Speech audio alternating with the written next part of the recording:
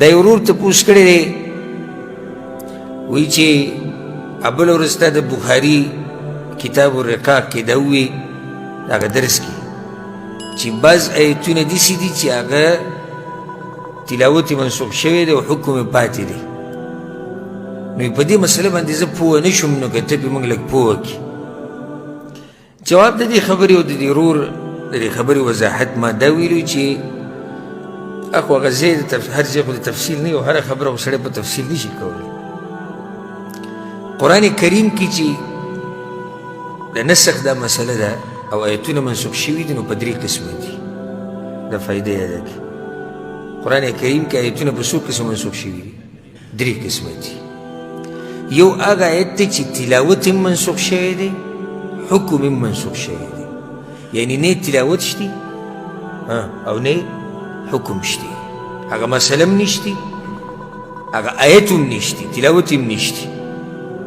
لکه مثال په صحیح مسلم کې دا حدیث دی، عائشه رضی الله عنها وی په قرآن کې دا آیت په قرآن کې چې لس پیرې چا د یو زنانه یو ماشوم لس پیرې د یو زنانه په یوس کړي نو دی حرام شو او دا زنانه په ده حرام شو. لس پیرې اوس دا آیت شته قرآن کې نشته، دا ټول قرآن لټ پټ کې دا آیت پکې نشته.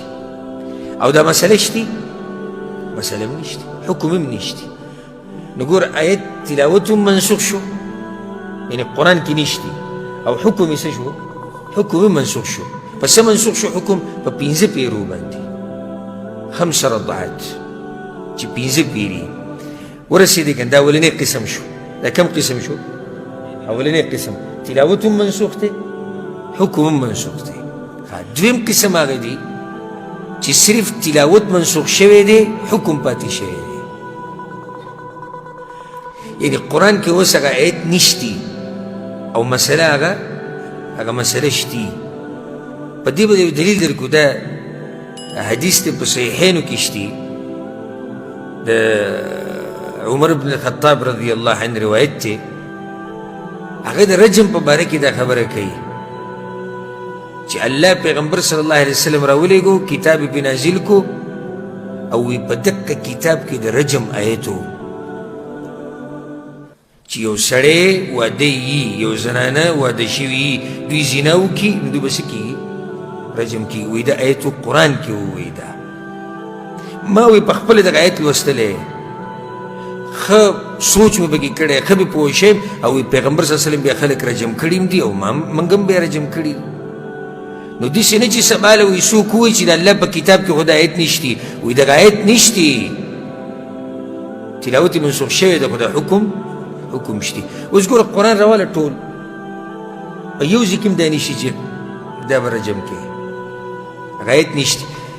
ځکه دغه څه وایي د عمر بن خطاب وقد قرأتها، هغه آیت وایي ما ته یاد دی.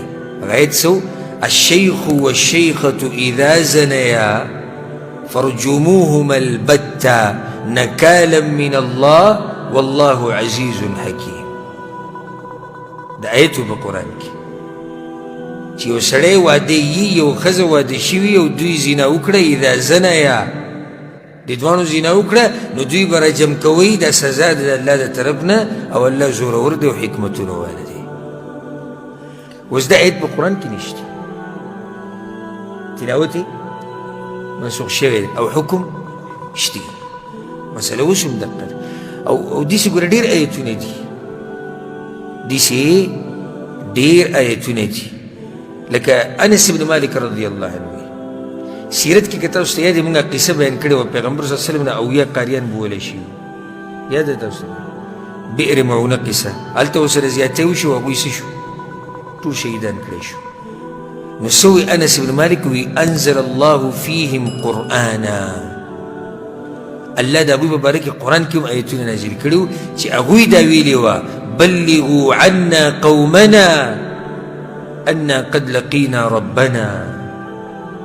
زمون قوم له به دا خبر ورکوي چې موږ د خپل رب سره میلاو شوي یو. اوس دا آیت شتي؟ دا آیت نشتي. دغه وایي ابی بن کعب رضی الله عنه وی دا سورة الاحزاب نه دی، سورة الاحزاب دی 20 سپاره کې چې وی دا د سورې بقرې امر و، دا دومره اوږد سورت آیتونه هغه تلاوت څه شو، هغه منسوخ شو، نو هغه سورت لنډ شو. نو دا سویم قسم شو. دویم قسم دریم قسم هغه دي هغه آیتونه چې د هغې حکم منسوخ شوی دی او تلاوت یې شتي، یعنې هغه آیتونه قرآن کې شتي او حکم یې څه دی منسوخ دی. اگر که دا علماو په منځ کې دا جدا اختلاف دی چې دا قرآن کې کیدی شي او که نه، خو داسې آیتونه شتي. لکه اوس مثال، یو مثال به ذکر کو. الله په قرآن کې په سورة بقره کې والذین یتوفون منکم ویذرون ازواجا وصیة لازواجهم متاعا الى الحول غیر اخراج. په تاسو کې چې چا په تاسو کې څوک مړه شي او ښځې شاته پاتې شي، نو دا ښځې به 1 کال پورې عدت تېروي. څومره عدت به تېروي؟ 1 کال. دا آیت قرآن کې دی، خو زنانه باندې عدت څومره دی؟ 4 میاشتې 10 ورځې. نو دغه آیت تلاوت شتي او حکم یې څه دی؟ حکم یې منسوخ شوی دی. او داسې نور ډېر آیتونه دي. امید دی زما انشاءالله چې تاسو به پوه شوي.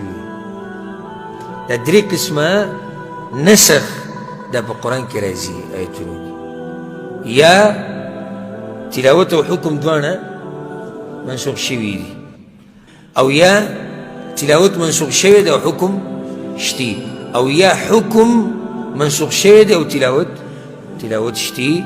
والله اعلم.